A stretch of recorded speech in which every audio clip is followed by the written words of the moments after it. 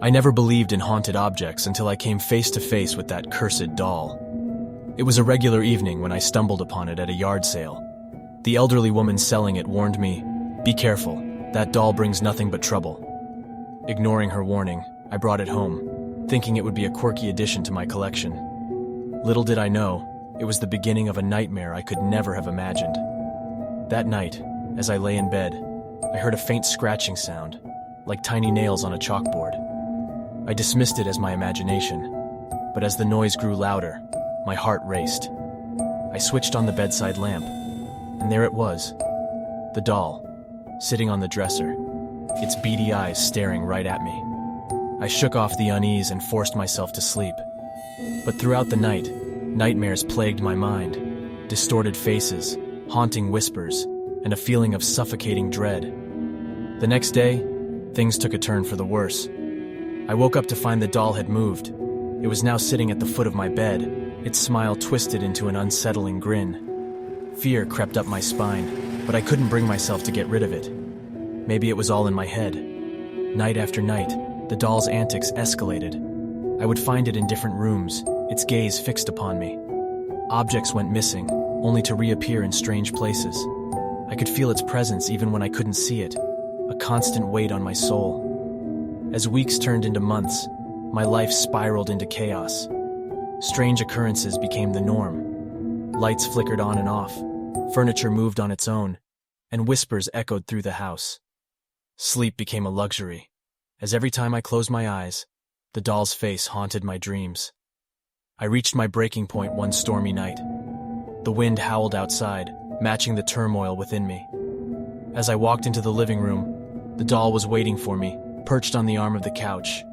Its eyes seemed to glow with a malevolent intensity. With a surge of anger and desperation, I decided to rid myself of the doll once and for all. I grabbed it, clutching it tightly in my hands. But as I tried to throw it away, an invisible force prevented me. It was as if the doll was fighting to stay, refusing to let go of its hold on my life. Terrified and exhausted, I knew I had to find a way to break free. Desperate for answers, I researched the doll's origins, digging deep into its history. It turned out that the doll had a dark past. Rumors of tragedy and curses surrounded it.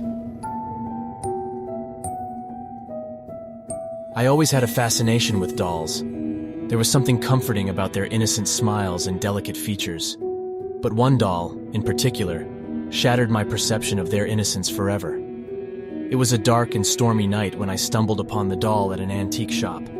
Its porcelain face was worn with age, its eyes glassy and haunting. There was an air of mystery surrounding it, as if it held a secret I was meant to uncover. Ignoring the shopkeeper's warning, I couldn't resist bringing it home. From the moment I placed it on my shelf, strange things started happening. It began with subtle movements, the doll's head turning ever so slightly, as if following me with its gaze.